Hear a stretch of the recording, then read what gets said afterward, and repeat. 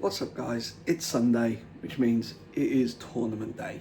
We're going down to Geek Retreat in Kettering to play the mat event for the Blue Eye Structure Deck release, which means we are taking Chimera this week. Now, we've done a new build where we have the Chimera Azamina Fiendsmith. I think we're on 19 non-engine cards in a 45 card list. That includes my hand traps, triple tactics talent, call by the grave, those sort of cards. And honestly, this weekend, from Friday to today, we have tested against Sword Soul, we have tested against 3 different Tilament builds, and we have tested against the new Blue Eyes Primite. And I've won more of those games than what I've lost. Now, admittedly, the Tillament's player got really unlucky with their opening hand on one of our games, but I was still able to take the game down. The Blue Eyes Primite, I did lose. However, realistically, if it was in an official tournament setting, time would have been called way before we lost. I think it would have been a draw at that point because I took one game, he took one game, and then game 3, I think we went like 30 minutes before any life points was actually inflicted. It was a really fun back and forth game. I know that's not everyone's cup of tea of modern Yu-Gi-Oh, but we both just kind of had these constant recursions going that was really hard for either of us to break. And I tried to do a push which just didn't work out in my favour and ended up with no cards in hand for the Abao to activate on his turn, which then stopped my recursion from happening, so therefore he could get that final push in. Now, speaking of which, I have been proxying some cards. The Abao has been ordered, it just has not arrived. So thankfully Matt is going to lend me his for the day, and I have bought a copy of the new LZ of the White Forest off Joe, who I will meet at Geek Retreat and get that card off him, and then our deck will be tournament legal. Obviously, if either of those forget those cards, it's going to be a mad scramble to try and reorganise the deck to something usable. So it's going to be, but either way, it's going to be fun. Unfortunately, Sam can't make it this week. Sam is the Blue Eyes Primite player.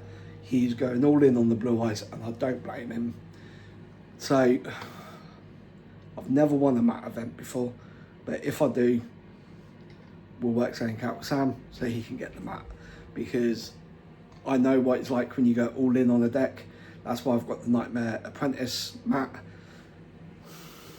Yeah, I understand. So I will see you guys down at Geek Retreat after round 1. Peace. Okay, so we've had some great success.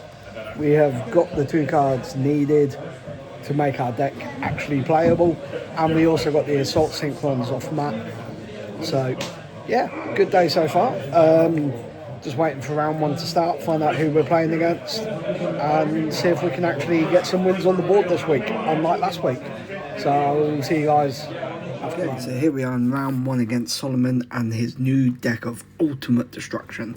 Of course, he's on the new Blue Eyes Primite deck, but we did get some practice in, and Solomon, when his dice roll, starts off with normal summoning the Sage of Eyes of Blue and activates the effect to search for a level 1 tuner and goes ahead and grabs that Maiden. He then discards the Maiden to set face up onto his side of the field the True Light Continuous Trap, which will allow him to recur those Blue Eyes and possibly Maiden each turn. So that's going to be a nice fun grind for us. Now, from here, Solomon now activates the other Sage in his hand, targeting the Sage on the field, in order to summon the Blue Eyes White Dragon from his deck. This is where we do drop the Ash Blossom. We were holding though, and we were kind of hoping to put a stop to Solomon's turn there and then. Now, Solomon though does set a back row and activates the True Light to set a spell or trap from his deck. That mentions Blue Eyes. Now, from here, he does choose the Wishes of Eyes of Blue. Solomon does say he actually misplayed during this turn and could have actually done a lot more, but he does end up passing here, basically telling us that if he could do more, we've got this turn to basically finish this duel quick, or at least try and get rid of his resources to not put us in that grind game. I draw for turn, and I believe I drew the draw, which at this point is kind of pointless. So we go ahead, we activate the Deception, giving up the draw to search for the Hallowed Azamina. We reveal the Mu Ratio and send Deception to grow for cost in order to fusion summon the Mu Ratio. Mu Ratio on summon effect triggers, allowing us to search for Wanted Seeker of the Sinful Spoils, or as I used to call it, the Wanted Poster, which then we ditch straight away to summon the Nightmare Apprentice, as you will see here in just a moment. So here you go. Look. Oh, I'm having a little think, but we decide ultimately to ditch the Wanted to go straight into the Apprentice. So there we go. And then the Apprentice, of course, searches for a illusion monster, or at least attempts to. Solomon does flip over and show us that in burn, putting it into that line of play. We now attempt to activate the Wanted Grave effect, banishing itself to put Deception on the bottom of the deck and draw a card, which does go through fine. And here we top deck the Birthmark, which makes the Chimera Fusion we have in hand live, because beforehand we did not have the fusion material targets, but now we do. We fusion summon the Mu Ratio with the Birthmark in order to make the Birthmark fusion. They really should have called this something else, just for this reasoning, like you fuse Birthmark into Birthmark. But now we chain both Birthmarks. The one Birthmark will allow us to spec back the Mu Ratio from grave, being the only illusion target in there. And the Birthmark Fusion will allow us to foolish the Sinister Necron from deck. It does allow to foolish any beast, fiend or illusion, but we may as well try and get our Fiendsmith engine on. So we foolish that Sinister Necron, which we then attempt to banish, which we'll see here in just a moment, to summon the evil hero from deck, which we go into the Adustic Gold because it's the only other one we run in this build. We do have a few options here. We could go down the Fiendsmith path, or we could go into the Chaos Angel, banishing the True Light to stop the constant summoning of Blue Eyes in the grind game and try and push for game. But here, before we can make that decision, a massive boulder was dropped on us. Now, don't get me wrong, it is a big token, and it's put there in defense, but all we can do now is add back the Chimera Fusion from our grave and add back the Hallowed Azamina, shuffling into the Mu Ratio back into deck, and then sadly set that Chimera Fusion and pass turn. So not fantastic for us. We still obviously do have a lot of resources in our deck and in our extra decks. So that's always nice that the nib drops before you waste your resources, but we just don't have anything to stop him from going off on his turn here. So Solomon draws for turn, moves into his main phase, where he activates Roar of the Eyes of Blue, which you'll see here. So there we go. So he sets the Roar off the True Light, and then he activates the Roar because it is a normal spell, which allows him to special summon a Blue Eyes from the deck. So I'm noticing I'm talking a lot faster than what these videos actually are. So yeah, so he summons the Blue Eyes, which triggers the Maiden in grave to spec itself back. And then he goes into the Spirit Dragon. And then he uses the Spirit Dragon effect to go into the Moonlight Dragon. Now, the Moonlight Dragon, when it is summoned or when a level 5 or higher is special summoned, it can bounce a card on the field. So, of course, he bounces that Nib token, leaving our side of the board completely empty except for that Chimera Fusion. Now, next up, Solomon activates that Wishes and adds a level 1 tuner and a spell or trap that mentions Blue Eyes. So here is a Sage and a copy of Majesty, which can pop cards up to the number of Blue Eyes revealed. Solomon summons Sage and adds a copy of Effect Veiler just for the follow-up, because why not? And then he links that Sage off into the new Link 1, which is, of course, the Spirit with Eyes of Blue. This allows them to search for the field spell, which then, when activated, will Foolish a copy of the Blue Eyes White Dragon. I don't think it's the field spell, I think it's a combination of the field spell and the Link monster. I can't remember exactly, but something there allows him to Foolish a copy of Blue Eyes. So from here, Solomon uses True Light to bring the Blue Eyes back, and then uses the Link monster to get another Blue Eyes on field. So you contribute the Link monster to special summon a Blue Eyes White Dragon. So here we go. So now he's got 3 monsters with 3,000 attack.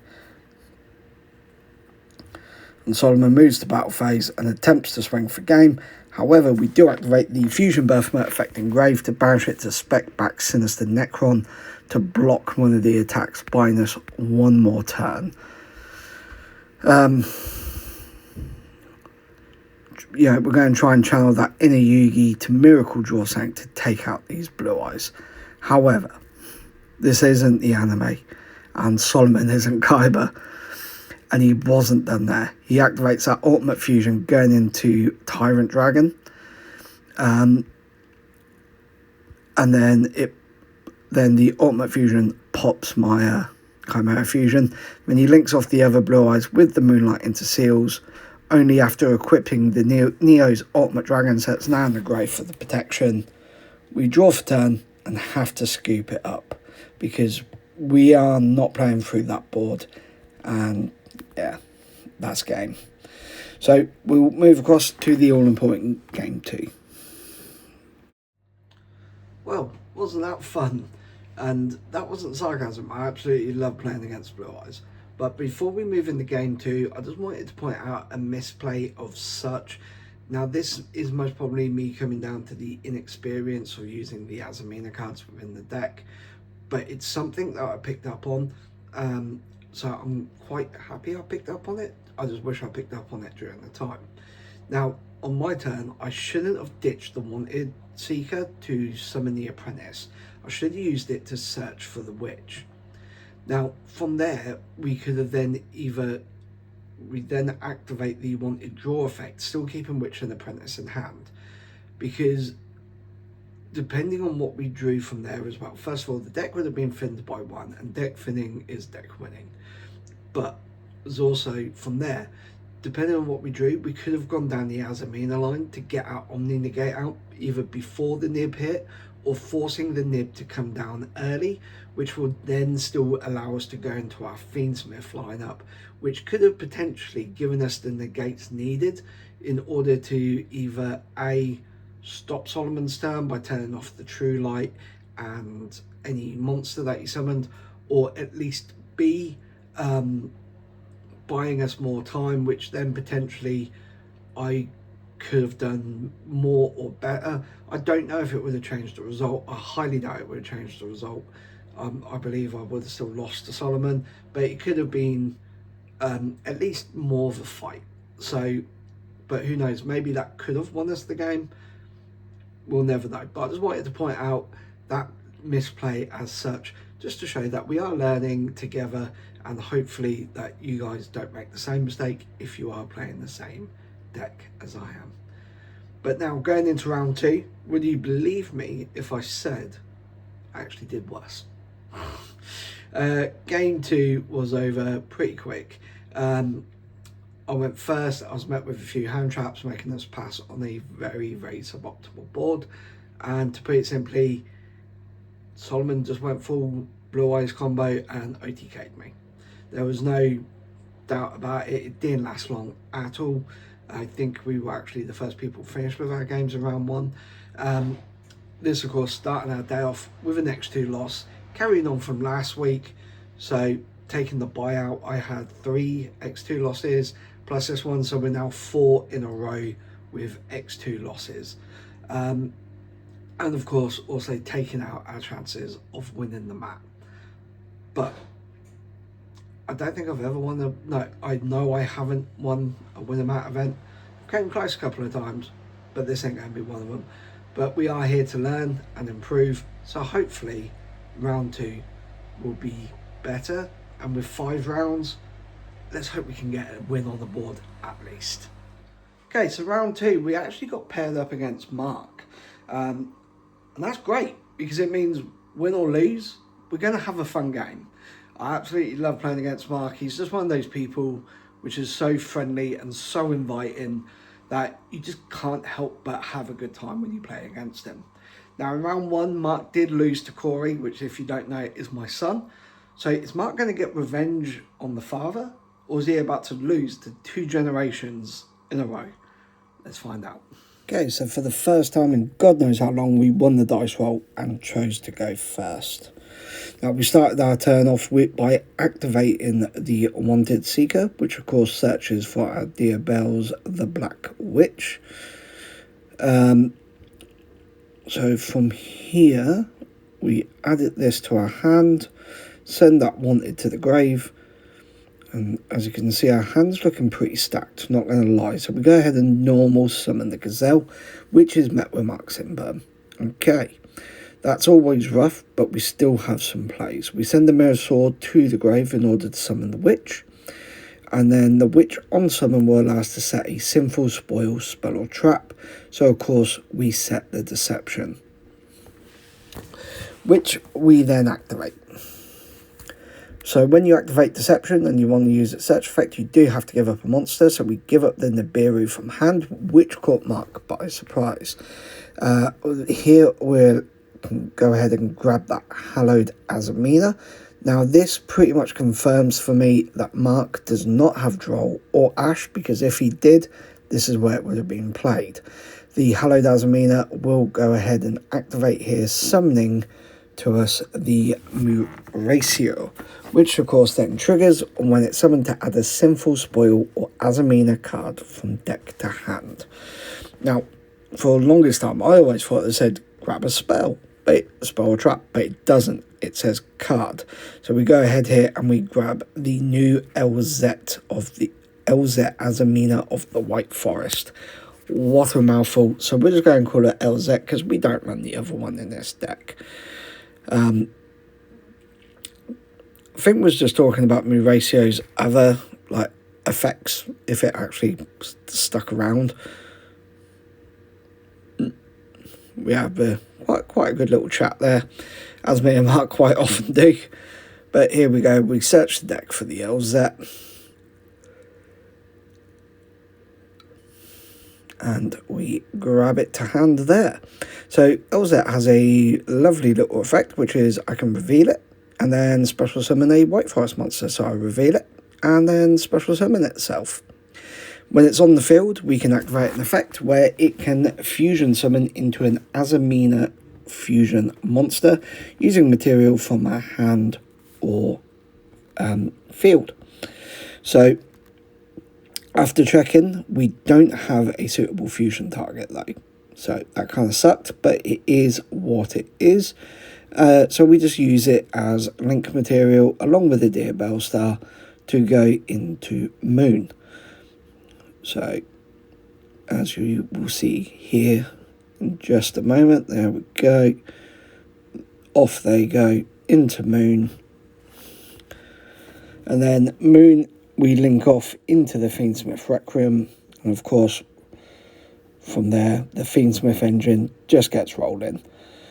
Because now the Requiem tributes itself for cost in order to summon a Fiendsmith from the deck.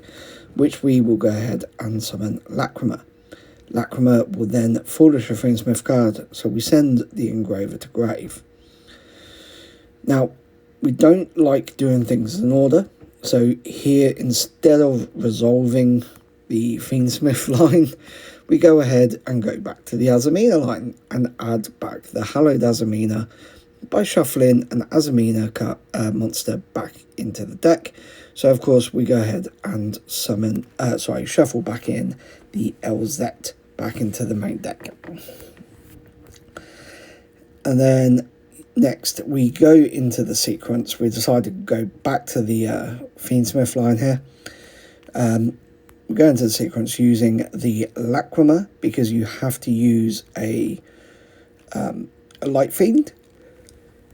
Oh, excuse me. So I don't know where the hell that came from. So we use the Lacrima and the Gazelle here, I believe, to go into the sequence. So let me double check this. Don't know why I'm checking my grave at this point for. There's not really a whole lot in there we can use, but clearly something in there's gone ahead and tickled my fancy, because we're taking a look through our grave. I don't believe we activate the wanted here, because I've got a script in front of me and it doesn't say we activate the wanted, so I've either missed a part or, yeah, I think I'm just weighing up options of what we can do here. So yeah, we go ahead and link the Lacrima and the Gazelle off into sequence. And then we fusion summon into Aerial Eater, shuffling back the Lacrima and Requiem.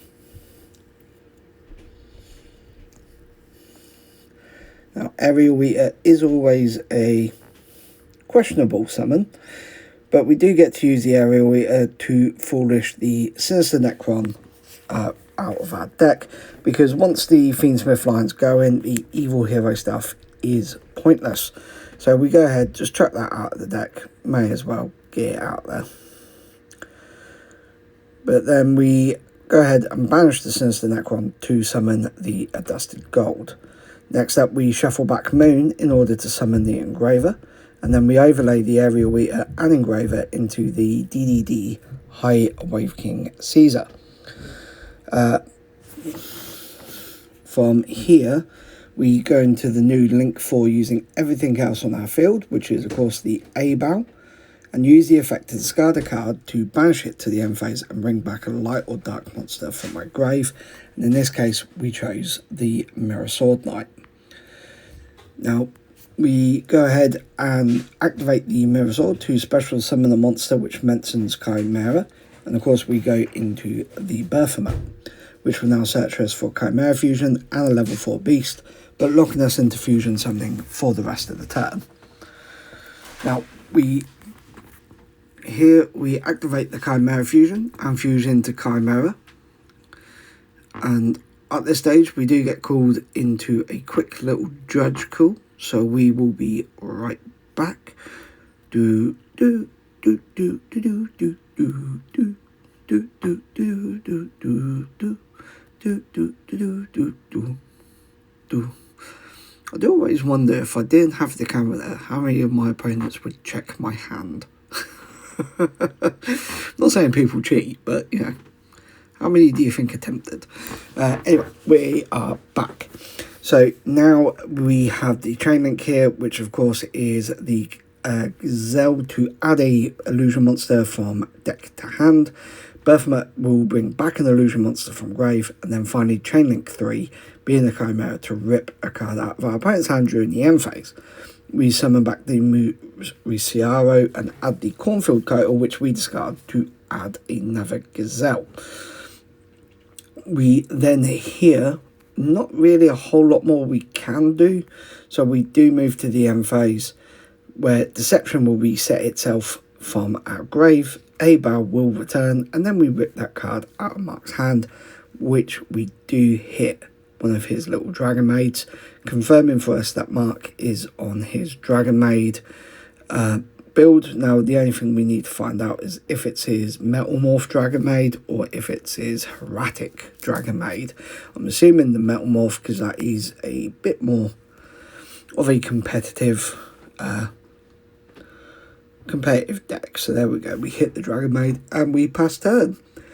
So now it's Mark's turn. He draws for turn, as you will see here in Un Aumento. There we go. Come on, Mark. Draw your card. So Mark's just weighing up now what we've got here. So we've got the A-Bar, which can pop a card. We've got the DDD, which can negate 2, and we both have both Kotal and Mirror Sword live for the monster negate and the target negate.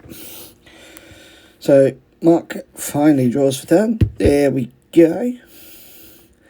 And he starts off by discarding Lubellion to add a bestial monster from deck to hand. We, of course, do not allow this and drop the Ash Blossom to put a stop to that straight away, because we do not want him bestial, banishing our Mirror Sword and getting rid of one of our negates. Mark follows us up by summoning Chamber Dragon Maid, which I then negate with the Mirror Sword, as you will see here in Un Aumento. Like I said, I'm talking faster than this. Maybe I need to start putting these videos at ×2 speed. That might be better, because then you don't get little tangents like this one. Professionalism.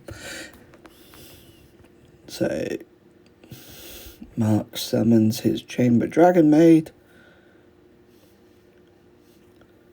Now. Okay, maybe not now. Okay, there we go. There's the Chamber Dragon Maid. It attempts to activate the effect. And of course, we chain the Mirror Sword. Just saying no. Because we have more negates than he has cards in hand, so I feel pretty confident just to drop things and say no. So from here now, Mark's last ditch effort is to try and bring a monster back from his graveyard with a World Legacy card. I can't remember the exact name of it, but it allows them to special summon from the grave. So we detach from the High Wave King Caesar and say no. There you have it. We won a game. Woohoo! But going into game 2, I can confirm we took that as well. We got the 2-0 victory against Mark. It was a bit more of a grindy game. There's a lot more hand traps and a lot more interruptions chucked in, but we still took it down. We actually won a game, not just a game, but the whole round. 2-0, baby. We're moving on to round 3 with a 1-1 record. We're going neutral so far, which is much better than a negative. Okay, so round 3, we are getting paired up against Wally. And that's amazing. A fellow MPECer, so to speak. And it's been such a long time since we played Wally. And he is on his spicy RDA deck, which I don't think I've actually ever played in the TCG. Played a lot against it in Duel Links, so I know some of the basic stuff, but I don't think I've ever played against it in the TCG. If I have, it was not too long after the structure decks came out. Definitely not before the Bestials and the Centurion stuff and whatever else people are teching into it has been teched in. So this will definitely be for some spicy gameplay. But let's see how we do. Okay, so Wally wins the dice roll and starts off. So, as you're about to see, Wally wins the dice roll here, chooses to go first, and he starts off with Resonator Calling. Even though we have the Ash Blossom in hand, we do let this go through, because adding just another Resonator is not going to do much here. Wally then summons the Soul Resonator and attempts to do the search here, but this is what we do stop with the Ash Blossom.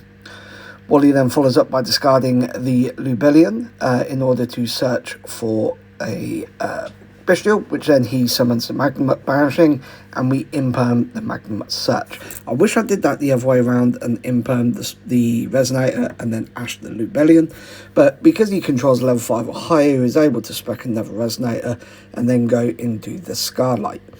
From there, he can search for Crimson Gaia and then Red Zone. Red Zone is then set and the turn is passed. So I'll just sped through that, because like I was saying, if I did that the other way around, impermed the Resonator and then Ash the Lubellion, he wouldn't have been able to have special summoned the other Resonator from hand. Therefore, he'd literally be passing on a single Resonator monster. Whereas here he got the Crimson Gaia, he got the red zone, so he was still able to get some combo pieces out. But yeah, so like I say, he gets that red zone, he sets a card, but we all know that's the red zone, and he went to resolve the Magnum up there, but had to remind him it was negated.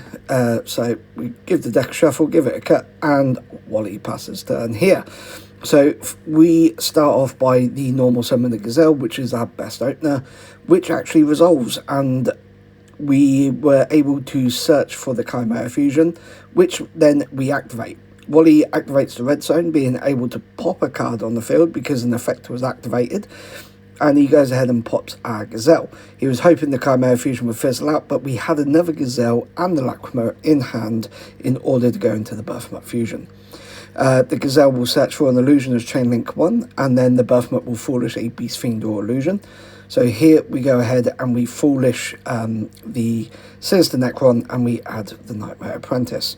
We now banish that Necron, allowing us to special summon the Adusted Gold from deck. And then we put the Golden Hero into the Fiendsmith Requiem, which in course tributes itself into the Engraver, into the Engraver. And at this point, Wally didn't want us establishing our presence any further and drops a big old rock onto us. Now this does clear his board as well, except for the Nibiru, which he places in defence just in case I can keep going. However, the Scar Red triggers, allowing him to summon a Red Dragon Archfiend. Now, here, of course, this does put the Triple Tactics talent live because a monster effect was activated. So we go ahead here and we activate the Triple Tactics talents. We weren't sure if we wanted to rip a card or draw two, but we ultimately did decide to go for the draw. So we draw the two additional cards, and then we summon back the Fiendsmith Engraver, shuffling back the Adusted Gold, and then we discard the Kotal to summon the Nightmare Apprentice. Why did I forget that's name? Nightmare Apprentice then searches us for the Mirror Sword Knight. Now we add back the Chimera Fusion, and then we fuse the token, Engraver, and Mirror Sword from hand into the Guardian Chimera. We get to draw a card and pop two on the field. So we do decide to take out the two back row, take out the Red Zone and the Crimson Gaia, just to try and stop that recursion, slash banishing or popping, whatever these two cards do in combo with each other. And then we punch over the RDA with the Guardian Chimera. I can't take out the token because Nightmare Apprentice cannot destroy things by battle, nor can she be destroyed by battle. So from here, there's not really much else we could do. So we go ahead and pass turn. Wally draws, sets a back row and summons another Resonator. He then links both of his monsters into the SP Little Knight. I assume just to try and apply some monster effect pressure. However, because the Resonator was sent to grave, he was able to bring back the Crimson Gaia. I believe that's the interaction there, which then he uses to search for Vision Resonator for some follow-up. However, from here, Wally actually caught us completely off guard and crashes his SP into our Guardian Chimera. So it's actually there to trigger the Crimson Gaia, which allows him to bring back his RDA. And saying in regards to the Crimson Gaia effects, Book of Moons basically all of my monsters. And then the RDA punches into the Nightmare Apprentice.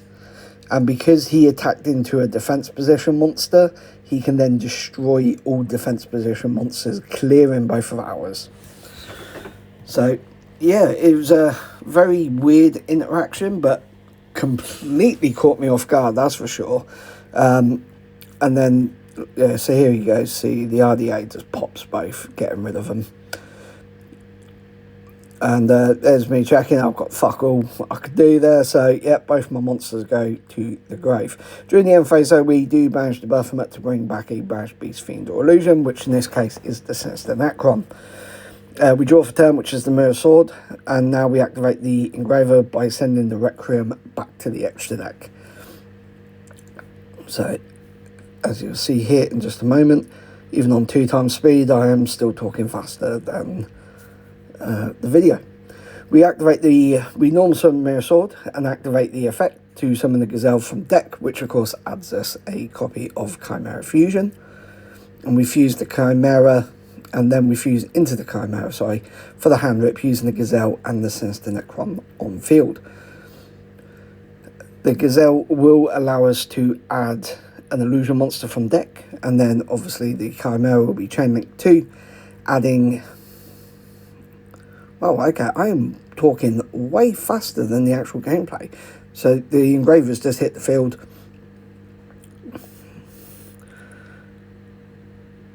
Okay, really not sure what's taken so long here. We activate the Mirror Sword, there we go, like we just discussed, specking out the Gazelle. I was tempted to spec out the Berthmut, but I really didn't want to fusion lock ourselves in case we wanted to go down some Fiendsmith lines.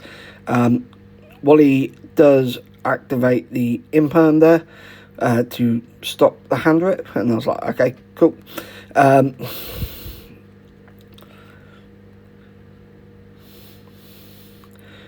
So we go ahead, we add the Berthmut.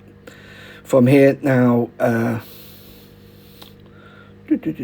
yeah, so the Gazelle triggers here, adding the LZ to hand, which then we reveal to spec itself. And then we use the LZ on field effect to fuse itself into the Moe Regina using that Engraver. And then we use the Moe Regina, bringing back the LZ, which then we synchro summon into the Chaos Angel. Chain 1 Chaos Angel, banishing, targeting the Crimson Gaia, and chain 2 the LZ to add a Sinful Spoils spell of trap, which in this case we go ahead and grab our Deception.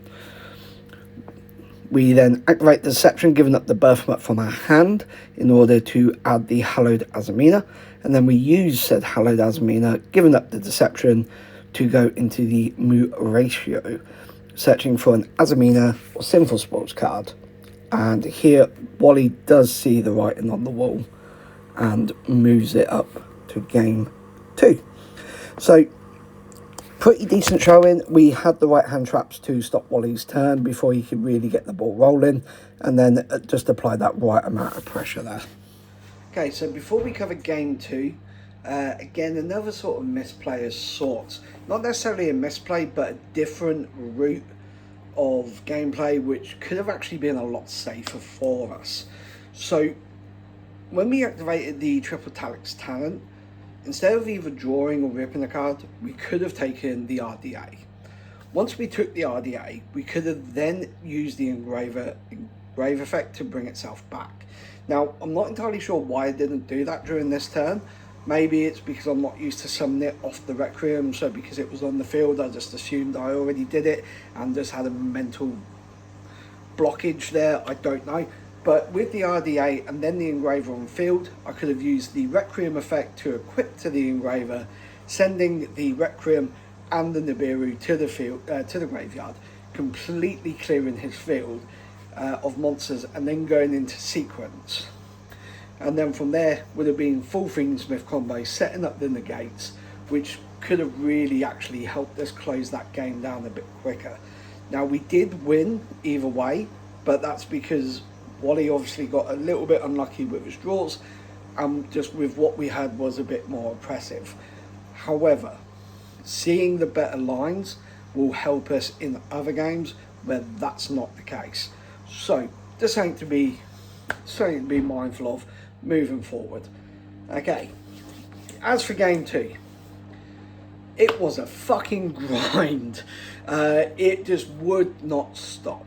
Between the Chimera part resurrecting itself and adding back Chimera Fusion to keep putting bodies on our board, and Wally's Crimson Gaia and Red Zone and RDA effects to keep putting these Dragon Synchros on his board, eventually time got called. Wally was ahead in life points, which means he took game 2, so therefore we tie round 3, giving us that perfectly neutral score of 1 win, 1 loss, and 1 draw. So far, I'm going to consider it a good day based on last week. So yeah, so far, good day, but we're definitely playing against some really fun opponents on some really fun decks. Hate to think how I would do if it was Malice, Raziel, which you do see some locals being. So I'm very happy ours wasn't this week. Where at least if it was, they were on the higher tables than where I was. So we will catch you guys after round 2. Okay, so round 4 we got paired up against a new guy called James. James, honestly, so nice, such a welcoming person, so friendly, to the point where if he does come regularly, I can really see me and him getting on very well. But he is new, he doesn't fully understand the interactions, so as such I wasn't sure if I wanted to put our gameplay up, but everyone's new at some point. I'm pretty sure when I first started I made I still make mistakes now, but definitely a hell of a lot more than what I'm currently making. So I decided to still put this gameplay out. So if you see James misplay, or please be respectful. He is learning, he is new, as we all were at some point. It turns out that James, just a spoiler alert, actually had Bestial Magnuma and an Effect Veiler in his hand, in his opening hand, and didn't use them optimally at all, and as such we was able to establish and build such a quicker board than what maybe we should have if he did use them the way they should have. But let's show you the gameplay. This is game 1 of round 4 against James on his branded Red Eyes deck. Okay, so we won the dice roll and we chose to go first. What is this? We actually won 2 dice rolls in the day and we opened full combo. I discard the Imperm to summon the Nightmare Apprentice, which will then search as the Cornfield Kotal, which is then discarded to search for Gazelle. Now, I am fully explaining every card I have to James, just so he is fully aware, just in case he has any interruptions. We go ahead and normal summon the Gazelle. The Gazelle resolves to search, and I search for the Chimera Fusion. I then use said Chimera Fusion to fuse my 2 monsters on board into the Berthmut Fusion.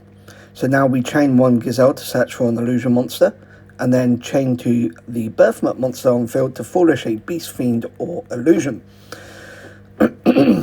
So we go ahead and foolish that Sinister Necron, and I grab the LZ, which I then in turn use the effect to summon itself by revealing, and then use its on-field effect to fuse off my 2 monsters on field into that Moe Regina.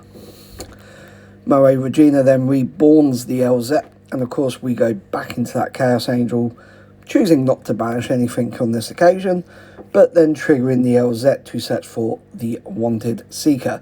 Now I was tempted just to go ahead and grab the Diabel, the Deception, however I am a little monster light in my hand, so I wanted to get the additional body, so we go ahead and we grab the Wanted, and then we go ahead and activate the Chimera Fusion to add back to hand, and we trigger that Wanted to summon to search for the Black Witch Eye, which we then summon, discarding the Chimera Fusion which we just added, triggering its on summon effect to set the Deception.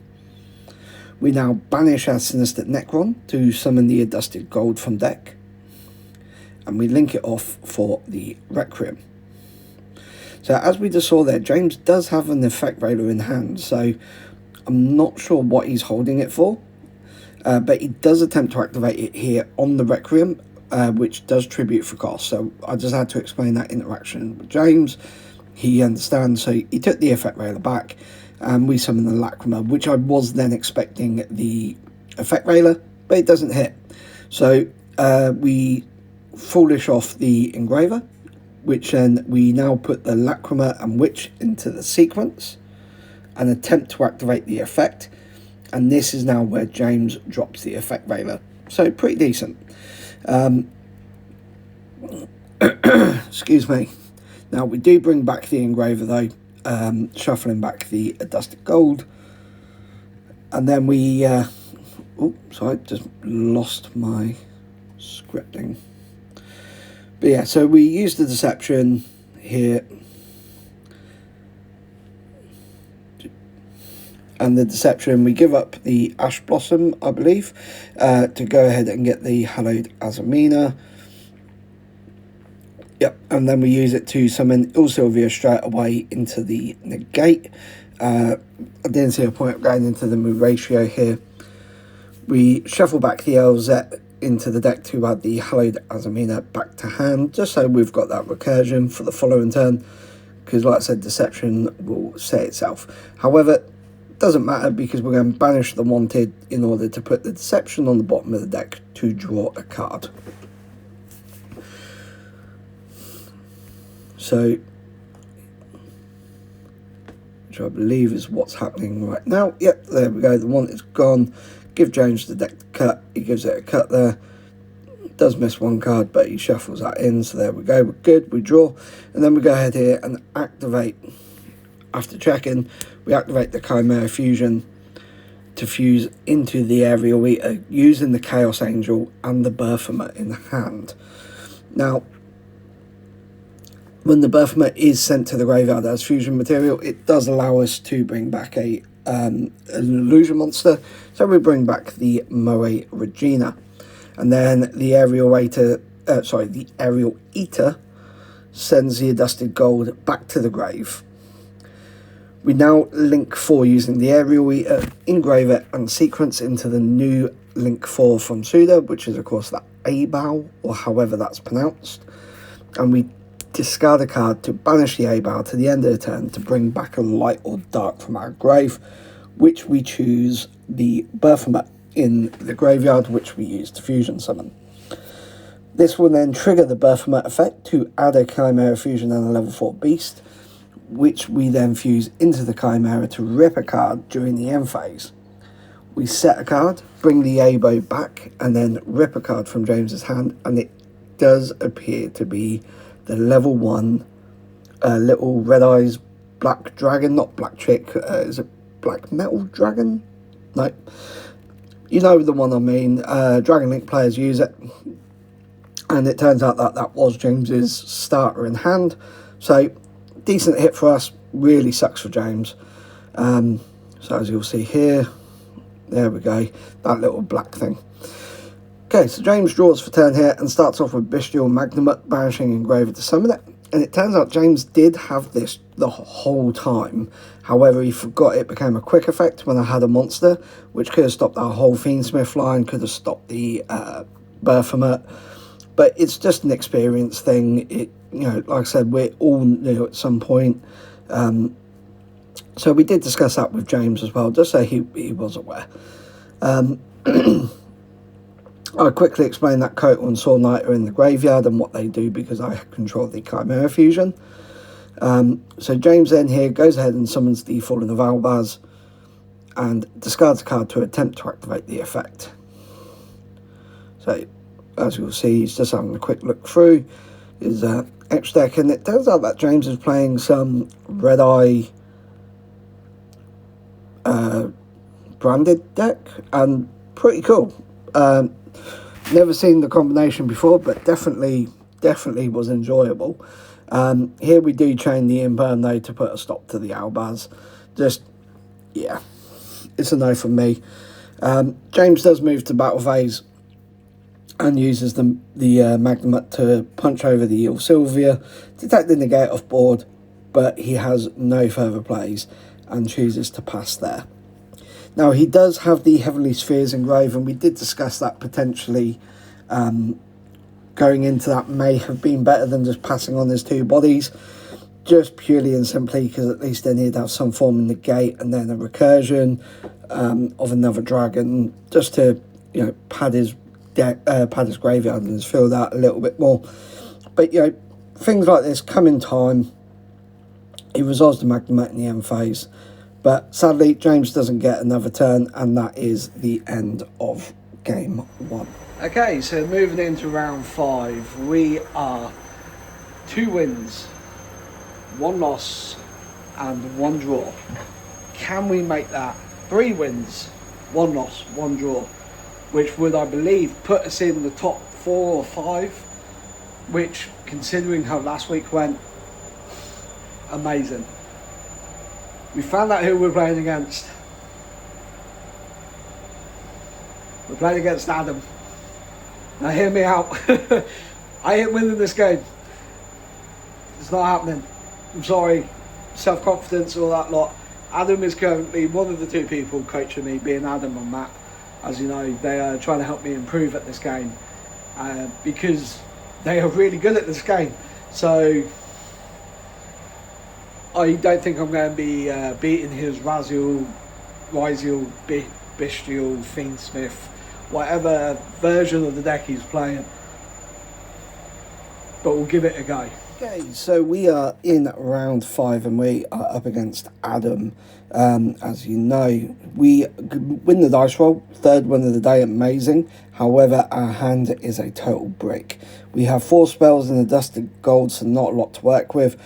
We go ahead and activate the Deception, giving up the Dusted Gold just to try and get something going. And we are met with the Ash Blossom. So we set 2 bluffs and have to pass where Adam goes full Raziel combo and then OTKs me.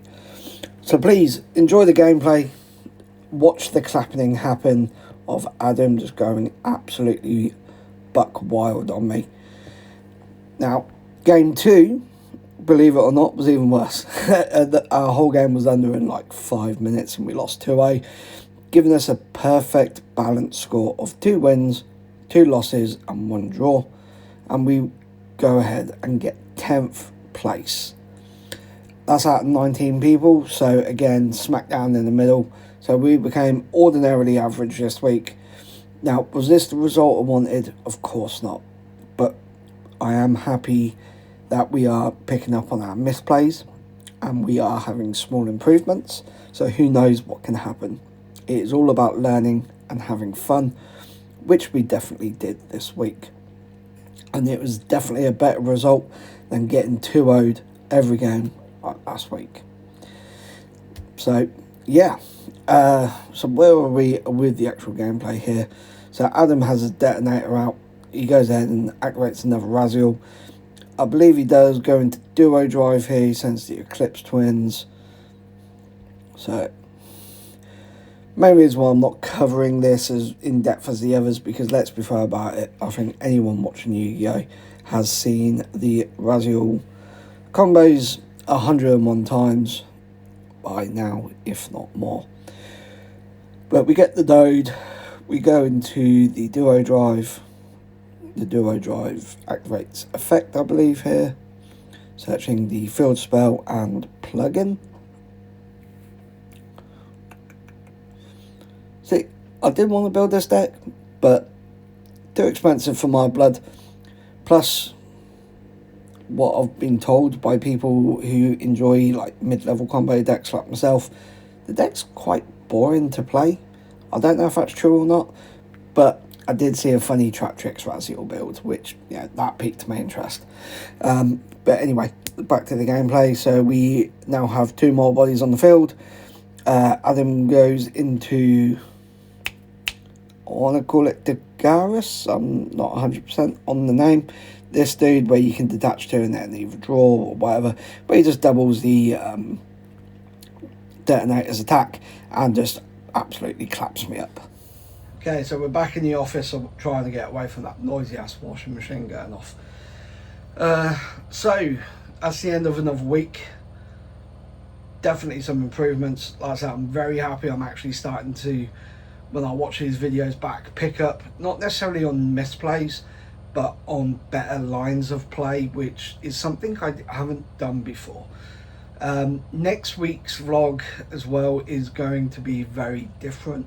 I don't believe there will be any gameplay footage in next week's vlog. Wow, that is a massive cluster of grey hair. Sorry. Purely and simply because it is the Geek Retreat Ketrin OTS. So if you've never played an OTS before, or if you want to try and get your invites, come to Geek Retreat on Sunday. it starts at 12. It is a £25 entry. You get 5 free packs and a pack of card sleeves for entering. So, yeah, not too terrible of a price for what you're getting, I guess.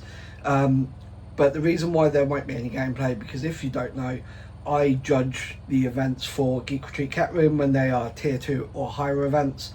So I am going to be judging it. I'm going to try and find out who's on what decks, so we can kind of give it a wrestling commentator vibe, I guess. Kind of like, that's kind of what in my head I'm going for, but using the decks rather than the people, so it doesn't sound like I'm putting any people down, because honestly I'm not. If I entered it, I'm pretty sure I'd come last. So anything I say is not to, you know, make anyone feel bad or make them think like they've done shit, because honestly, hats off to you. You've gone, you've tried, you've had some fun, and that's what this game's about. Yeah, fine, winning's great, but fun is the important part. At the end of the day, it's a child's card game. It does say on the boxes 6 and up. I can't ever see a 6-year-old learning how to play Yu-Gi-Oh, but we'll see. Anyway, so next week's vlog will be very different to what you're used to on the channel. However, because I am judging it, I will get a box of Suda. We do need a Neo's, I can't remember what the monster's called, the Neo's Evil Hero Fusion Monster. So we'll open that box on the channel. I'm sure Emily will open backs with me, and we will see if we can pull the Fusion Monster we need before there's order in it. It's only £6-7, so it's not expensive at all, but it is definitely something we need. So there should be a box opening next week, along with some commentator-esque style of an OTS and a judge's point of view. So if that sounds interesting to you, see you next week. If not, I'll see you the week after, where we are back to standard gameplay. But until then, whether it's next week or the week after, stay safe, peace and love.